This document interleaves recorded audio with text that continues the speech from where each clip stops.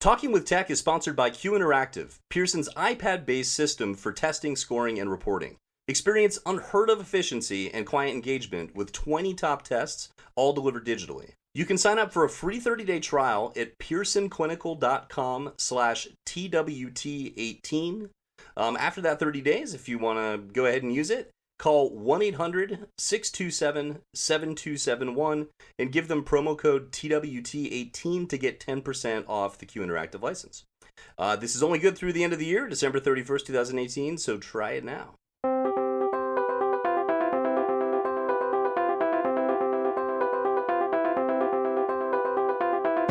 Welcome back once again to Talking with Tech. My name is Luke Stuber, joined as always by the fantastic Rachel Madel. How are you? I'm doing so good. How are you guys doing? Good. And of course, Chris Begay, how are you? I'm a little bit sad today. I'm not at Closing the Gap. Did you get to go? Did either of you get to go to Closing the Gap? No, I did not. I'm so sad. But I always say at the beginning of the episodes, joined as always by Chris and Rachel, but I have actually been the as seldom recently, and so I apologize. I am so thrilled to be here with you folks talking about something that we've intended to do for quite a while now, which is to answer some listener questions, right? That's right. No interview today. It's just us and us kind of reading the mailbag and what people have been commenting on and asking specific questions that they wanted covered in podcast episodes. So that's what we're going to do today, right, Rachel? Yeah, I'm really excited. And, I just checked on Facebook. We posted this on our group, which if you haven't joined already, please go search Talking with Tech and join our Facebook group.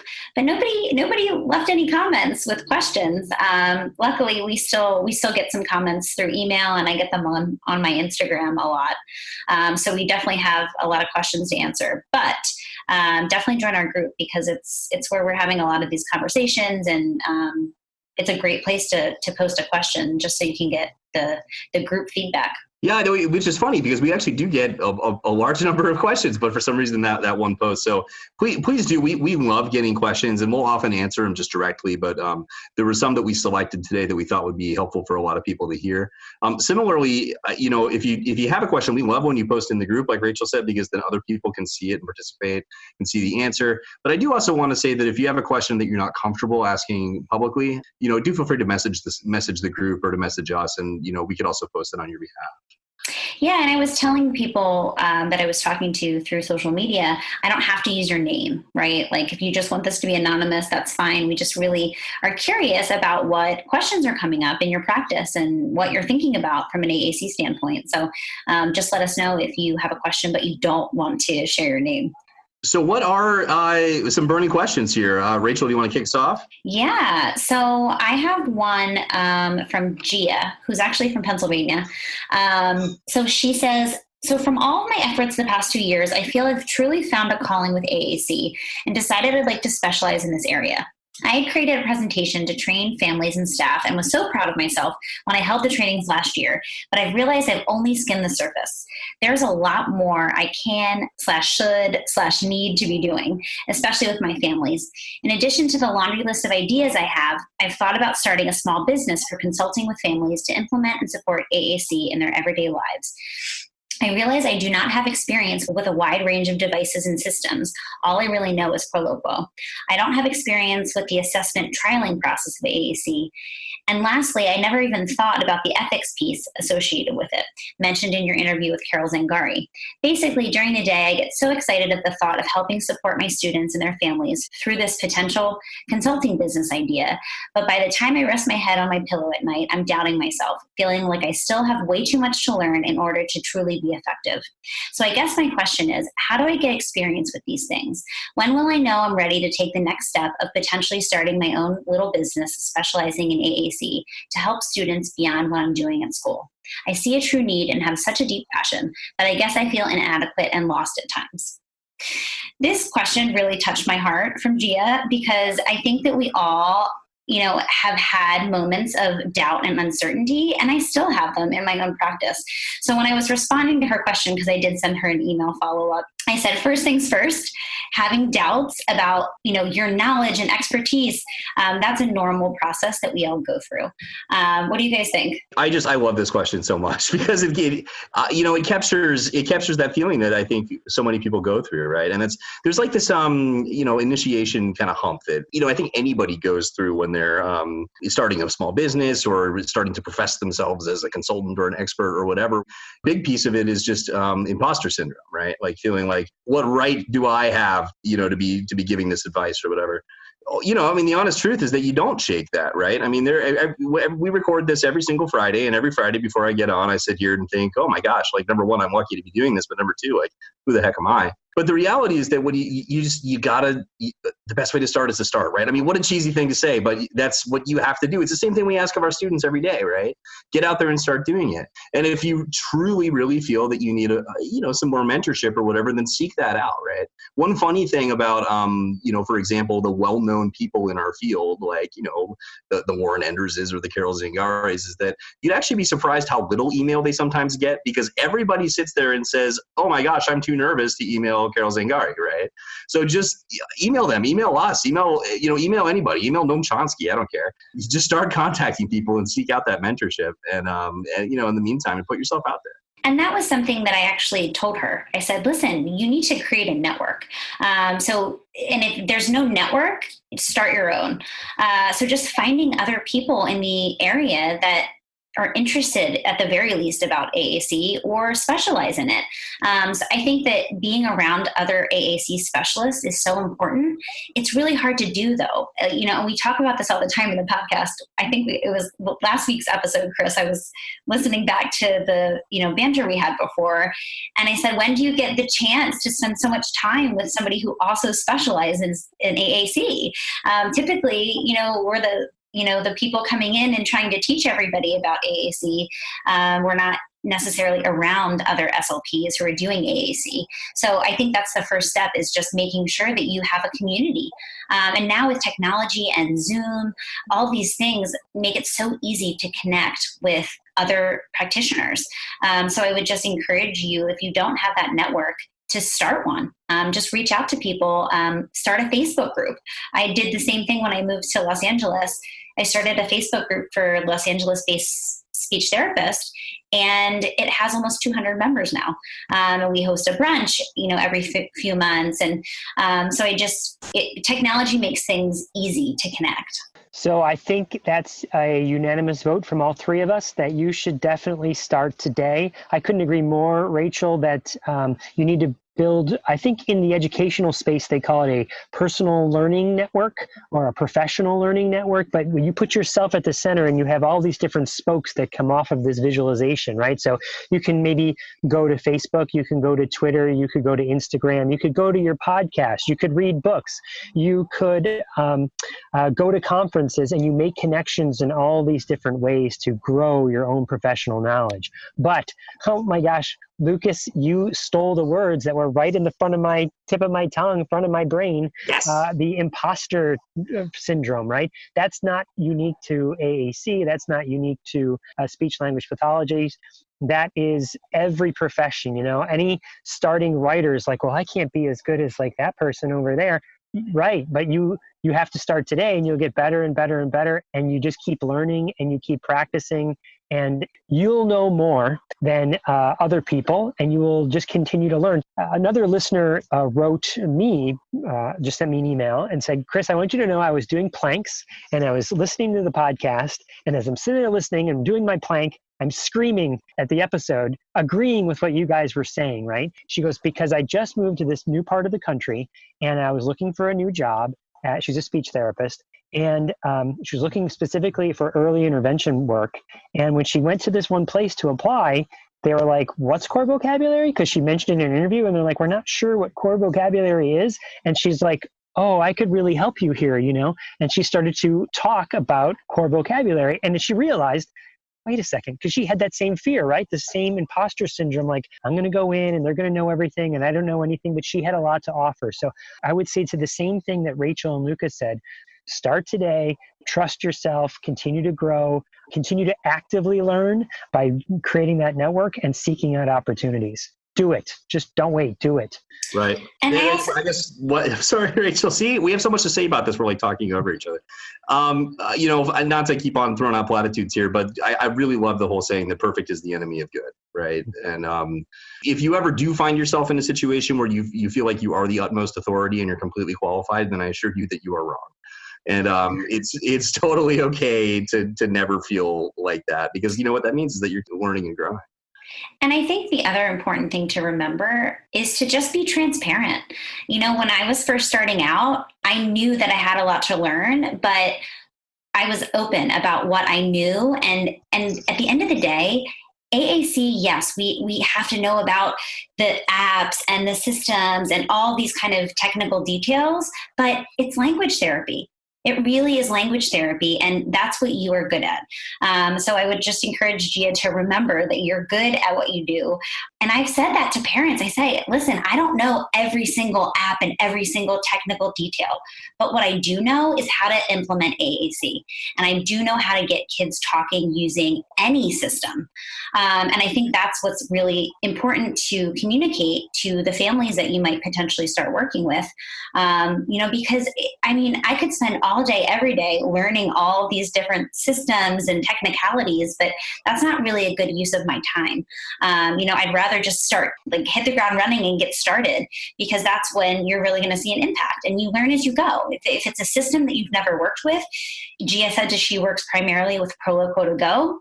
Don't be afraid to take on that lamp case or touch chat, because it's an opportunity for you to learn and to grow and to continue to fill out that expertise so you can continue to keep growing and learning. Yep. There's never been a better day to learn than today, right? Like today, there's more content available than there was yesterday, and there'll always be more. So if you suddenly, you're feeling like this kid is probably like a auditory switch user, how am I going to find information about? Well, guess what? You can do auditory scanning and you can find that information out there because it's readily available out on the internet, So like I said, start today. There's no reason not to. Awesome. So should we hop into another question? Sure. Yeah, I think we could probably talk about that one for a long time. So next one. Okay, this one comes from Jerica. She actually posted in our Facebook group. So if you haven't, check it out, because she includes the links to videos that she's talking about in this question. Hey guys, just opened an AAC practice here in Orange County, California, and I love your podcast. I wanted to ask your thoughts on the videos released by Pyramid, PECS, and their stance on core words. Maybe you already have touched on this in one of your episodes. If so, could you direct me toward it? Thanks, and keep up the good work in our little AAC world. So we thought that we would kind of open a discussion about the videos that she posted. So as I mentioned, go to our Facebook group and check them out, because they're worth watching. And it'll give you more context as to, kind of the dialogue that we're about to have. Yeah. To give a little synopsis of what the videos talk about is that they basically come out and say there's a part 1 video and a part 2 video. So that's these 2 videos. They're titled PECS and Core Vocabulary, right? Mm-hmm. And then PECS and Core Vocabulary part 2. And the idea is, in the first video, they really talk about how early developmental language does not mesh with core vocabulary. Meaning, if you were to draw a big Venn diagram of the first words a student says, or first words a child says, and then core vocabulary, there would be maybe an overlap, but they're not the exact same circles, right? And so what they're sort of pointing out at is, so you wouldn't necessarily start teaching core vocabulary to a student. You might start with certain fringe vocabulary and maybe pair it with core vocabulary, but you definitely start with the fringe. You think I'm saying that right? Yeah, no, I think that was kind of the gist of it.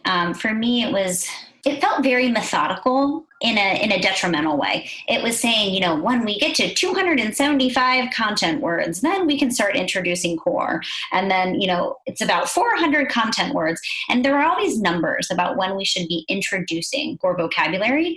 And we've talked on the podcast about core vocabulary, and we've also talked about fringe vocabulary. And, there's a place for both. I think that that's the important thing to remember, is that it's not all about core and it's not all about fringe. There's a balance that needs to be had when you're talking about the kinds of vocabulary that we're targeting for early AAC users.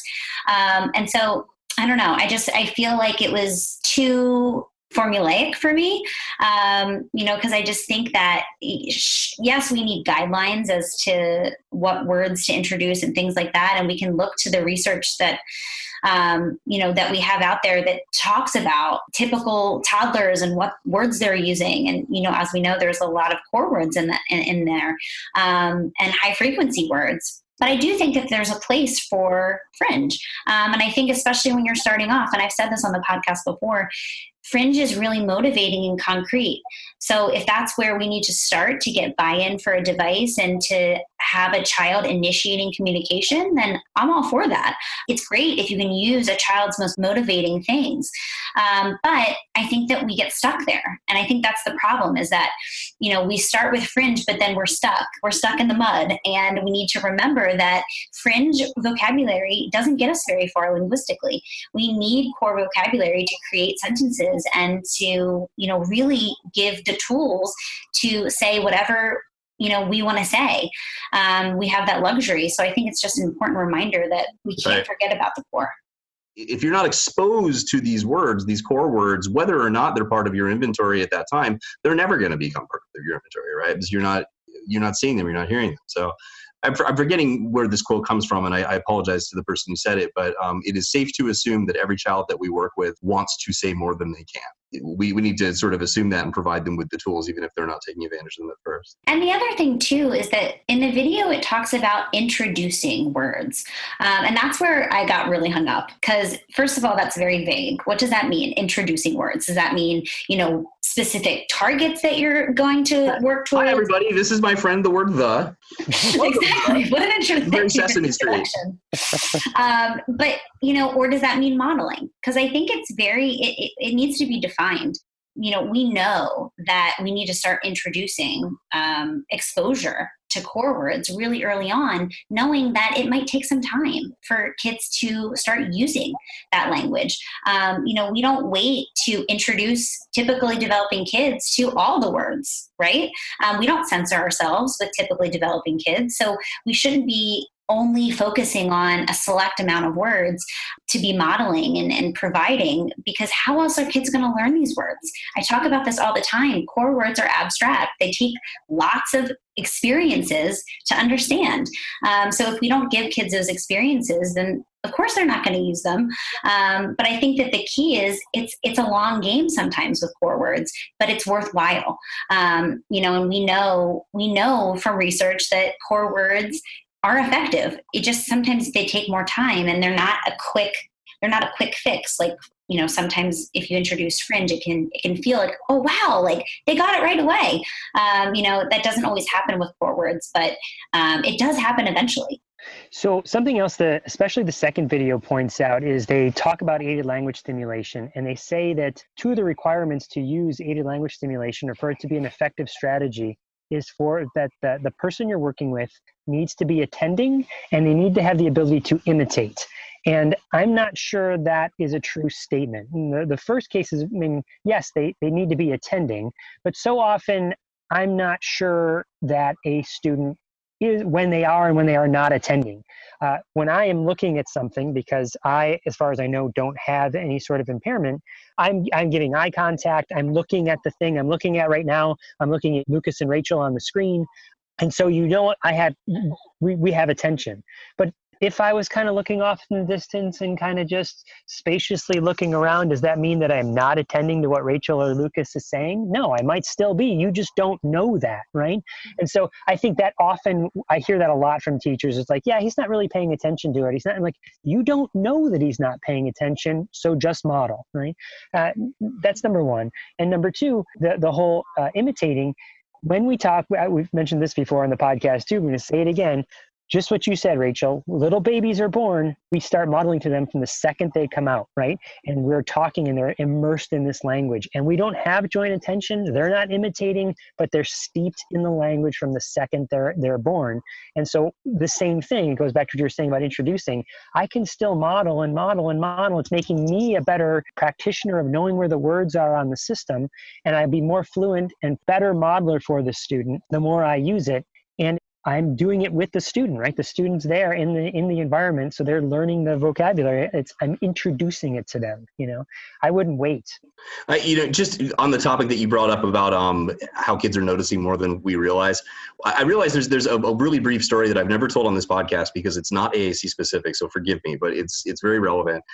Years ago as a grad student, I was working in a middle school environment with one of my early mentors, Dr. Judy Belk in Portland, Oregon, who's absolutely amazing.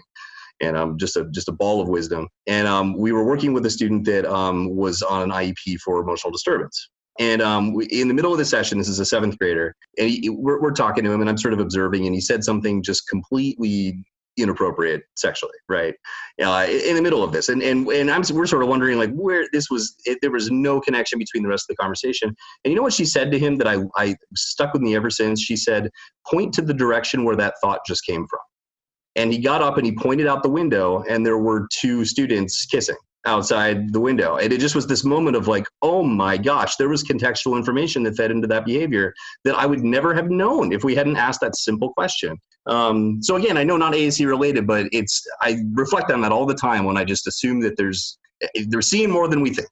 Absolutely. And I work with so many students with autism, and half the time they're not looking at me. But it doesn't mean that they're not attending and they're not paying attention. I feel like we've probably all had situations where we'll say something and a student will seem to be, not paying attention or engrossed in something else. And then they respond. And you're like, what? You were listening? And so I just think it's really important that we keep modeling, even if it seems like a child's not attending. And to speak on the imitation piece, how else are they going to learn how to imitate? I don't think that imitation is a prerequisite. We know that there are no prerequisites to AAC. And so I just don't think that that's valid.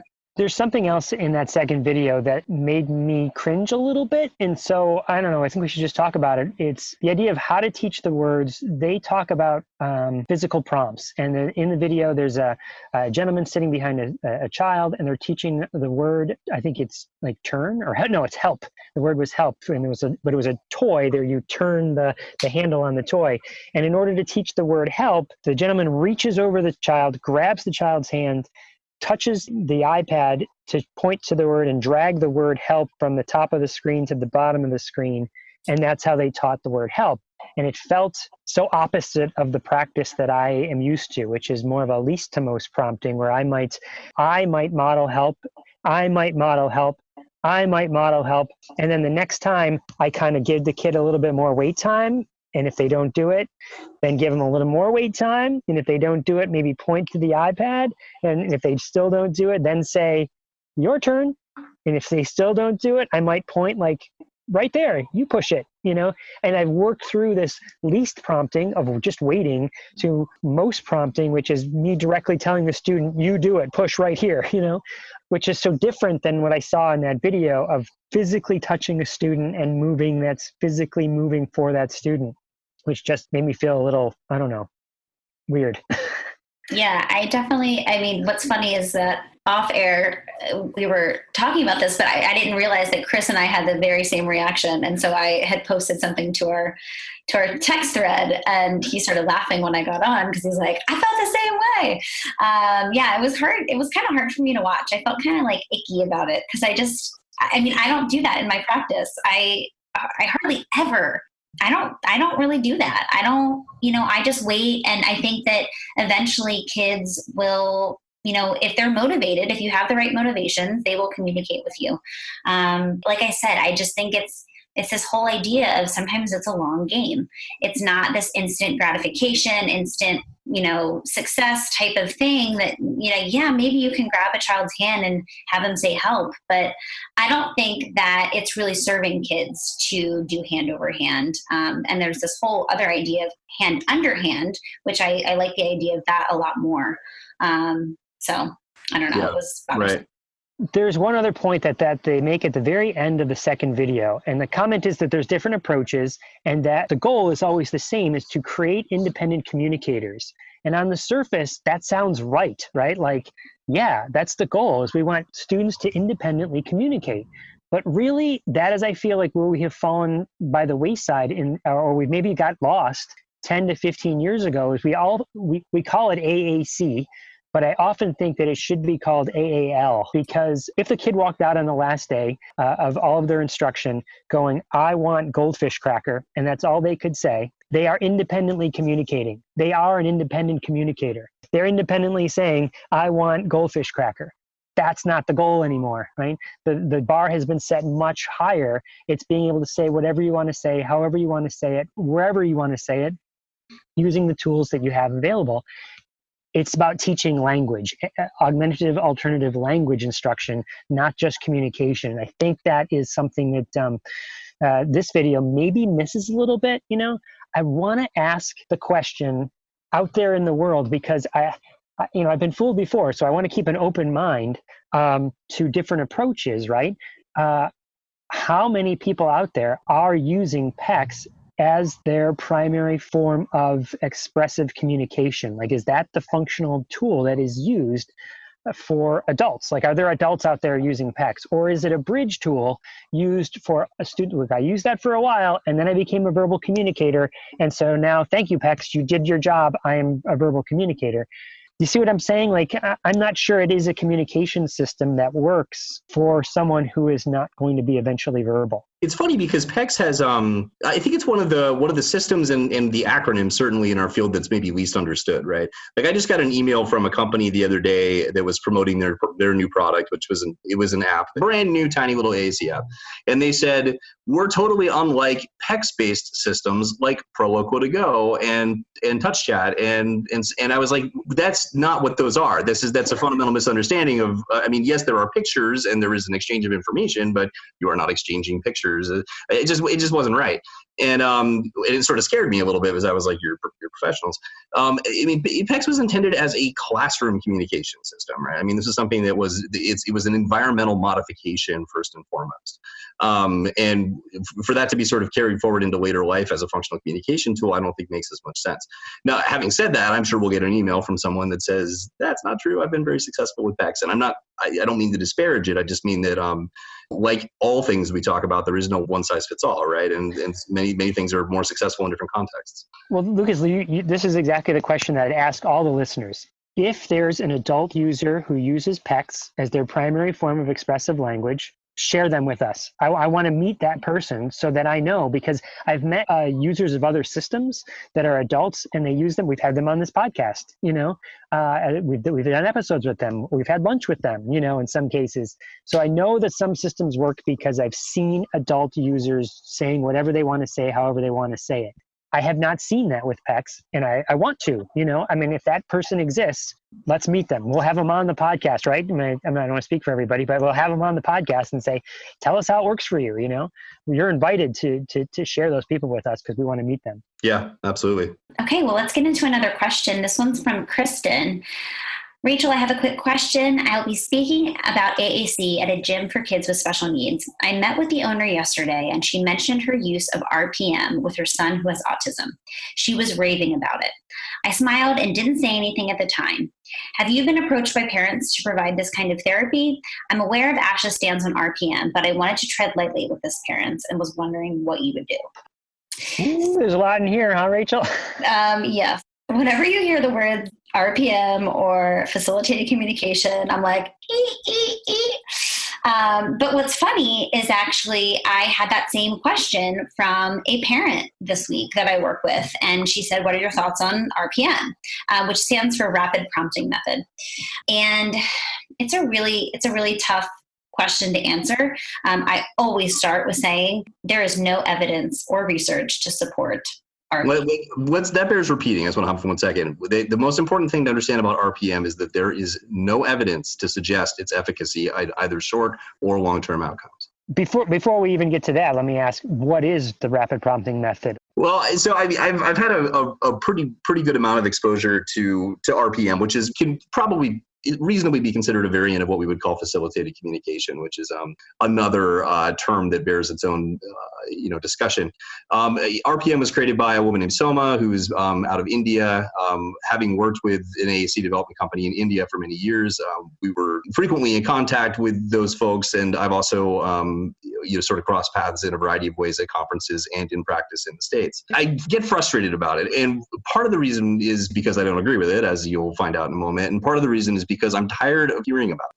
So ASHA recently released a statement saying essentially what we're saying, that there is no evidence for RPM and that they cannot endorse it as a intervention standard. And the response from the creators of RPM was that it by nature cannot be studied. Like that there cannot be a study of RPM because it is so dependent on the relationship between the communicator and the facilitator, which by there is such a damning admission of its ineffectiveness that it's comical to me, right? If you say a communication system is only effective when the communication partner is facilitating it, then that's not autonomous communication, right? Period. That's it. If I am the communication partner and I'm working with the person that is the communication user, I might have like a letterboard or something, and right. I would move the letterboard around to where I think the student, what they want to say, right? Like correct. They might have their finger pointing out, and I would move it around and and spell out what they want to say, sort of like a Ouija board. You know what I mean? Is that a good analogy? Pretty much correct. Yeah, move either the board or move the communicator's hand. For example, I mean, it's all about direct manipulation. Talk about hand over hand, as Rachel was referring to earlier. Essentially, any sort of gesture or even gaze in some cases is by principle assumed to have intentionality, right? So if a student looks at the letter A, you treat it as though they are intending to say the letter A, right? And you do that over and over and over again. That is huge, Lucas, what you just said, because I think the purveyors of RPM have twisted the notion of presumed competence in that way, right? They'll say, well, we have to presume competence, right? And you're saying presume competence, and because the student looked at an A, we're presuming that they said that they wanted to look at A. And you're really like so there's actually been, I heard at a conference, some people say we shouldn't be using the term presume competence anymore. We should presume potential. Presume potential, right? I like that much more. Yeah, it's absolutely true, because that is easily misinterpreted. And the issue among many issues, like especially when you have facilities that maybe do RPM at scale, is you have families that maybe have had no communication success, right, with their child, that all of a sudden are being shown these essays that have been written and other things using letterboards, which of course can't be reproduced, right? You replace that one aid or whatever, and the same thing it can't be done. Not only are you robbing a child of their autonomy and communication, but you're also creating this awful culture of prompt dependence that I, as a clinician, have been forced to undo. So, Lucas, I couldn't agree more with what you're saying. The question is, how do you say it, right? Rachel, you said you just had this question. How did you approach it? And actually, that's what Kristen has kind of layered into this question. It's not just about RPM. It's about how do I approach the parent? We have a visceral reaction, right, when it comes to these topics, because it's what we do for a living. It's what our passion is, giving individuals access to communication. And so I think you have to mediate that visceral reaction sometimes. Just with the parent that I was talking about, I, of course, started with this is not research or evidence-based whatsoever. So that's red flag number one. Red flag number two is the prompt dependency. It does not make sense to spend hours and hours and hundreds and thousands of dollars on intervention that you need another facilitator to support. If it doesn't help generalize independent communication, then I don't think it's worth spending time on. And so, that's kind of how I said it. I said, I don't know that much about it because frankly, I don't. But those were the two things. It's not evidence-based, and we really need to be supporting independent communicators. And prompt dependency, it doesn't fly with me in any intervention, not just with RPM. I had the same issue with prompt, the articulation intervention. I am prompt trained, and the entire time I thought, okay, but then how do you fade these prompts? We can get all these wonderful elicitations of words and speech sounds, but how do we fade it? And of course, I only did the first level of prompt, so there's 2 other courses that I would have to take. Maybe they had addressed that in the last course, but I think that we have to be really careful about things that are prompt dependent. So those were the kind of 2 takeaways that I gave both this parent, and then also I responded to Kristen, but told her we're going to talk about this on the podcast. Literally, she sent the message to me today, and I said this is perfect timing for multiple reasons. But I think it's really delicate because these parents, they come to you with genuine curiosity and hope that, wow, maybe this will work. So we can't just shut that down. We have to be really delicate and sensitive, because I think that these parents are just searching for hope that their child will communicate and have communication success. And so I think it's just being delicate about how we word. Well, it's like talking to that good friend of yours from high school who suddenly is selling essential oils on Facebook, right? Or, I mean, I'm sorry, I get angry about this thing, but you're right. You have to be gentle about it. And these are people, I mean, especially for the families, my gosh, I've been there. You're in such a vulnerable position and you want so badly, to have help, but it's so critical. And when we do this podcast, right, I'm making the assumption that who I'm talking to out there is largely clinicians and educators, right? I mean, if you're listening to this right now, that's probably who you are, which is why I'm taking such a hardline stance on this, because I really, truly need everyone to hear and understand that this is unhealthy. The one that really broke my heart was a family that I worked with in private practice, where there's a student in his 20s who had not only been through RPM for years and years, but even had traveled and lived in a place to get more RPM. And he finally was getting to a point with me where he was authentically communicating, but before he would even interact with the iPad to make a selection, every time he would look over at his parents with this like anxious look for permission. And then they would nod and he would hit. He would make a selection. Even if he was choosing those himself, which he was, he still needed that little last push of validation, which was heartbreaking. Anyway. Lucas, I know that kid right now. I know many of those kids right now. Those kids right now. It's terrible. Yeah, absolutely. They'll hover over the button and then kind of hover over the word or the cell and look at me like, yeah? Can I hit it now? It's like, yes, you can hit it now. You don't need for me to wait, Right. If only we could get kids to act that way about Angry Birds or Minecraft. I'm kidding. But anyway, it's just, but in order to communicate that to parents is different, right? So I think it's important, as we've hit a number of times, to mention that this is, we are clinicians, we are medical professionals, we are licensed, we practice evidence-based science, and therefore we do not practice RPM, right? And so that's an important thing to mention. But another thing, I've said to parents is, I totally understand. It sounds like you gave that a shot, and it's something you're considering. Tell you what, why don't you give me a chance? Give me 5 sessions, give me 10 sessions. Let me try something a little bit different. Let me put him in control or her in control of the communication. Let's see if that works. And which isn't to say that I'm some incredible miracle worker here, but I haven't had that bet fail yet. That's awesome. I love that. Give me a chance. Who's going to say no to that? Like, okay, why don't we give this guy a chance? Let's give this person a chance. I think it's a great strategy. I think the other thing that's really important to remember is that sometimes people have to do what they're going to do as, it's their journey, right? And I think that, whenever you're having these tough conversations with families, just making sure that you are the person that they feel supports you, that doesn't judge you. Because I think so quickly parents can feel judged by parents, by practitioners. And so I think that just reminding parents that they know what's best. At the end of the day, like, I can only tell you what I know, and you have to make the decision that you feel like is best for your child. So I think that it just has to come from a place of caring and understanding and empathy. Well, thanks so much for joining us. I mean, this was really a fun conversation for us. So we hope that it was at least somewhat fun for all of you. Certainly pretty passionate. We would love to hear your thoughts. So we're going to go ahead and put up a thread on Facebook. A couple of the things that we touched on today were pretty controversial, obviously, facilitated communication, RPM, but some of the things about PECS and everything else too. So you take a look. If you search for Talking with Tech on Facebook, you'll find our group. Chime in, let us know what you think. We'd also love to hear any questions, for the next time that we do a listener question episode. And we have this iTunes things, right? We sure do. So we're trying to get to a 100 reviews on iTunes before 2019. So we actually have a few more from last week, which I'm really excited about. So please do just take a few moments if you like this podcast and leave us a review. I am dead set on getting to this number of 100. Right now we're at 38. So we have a little bit of a distance to go.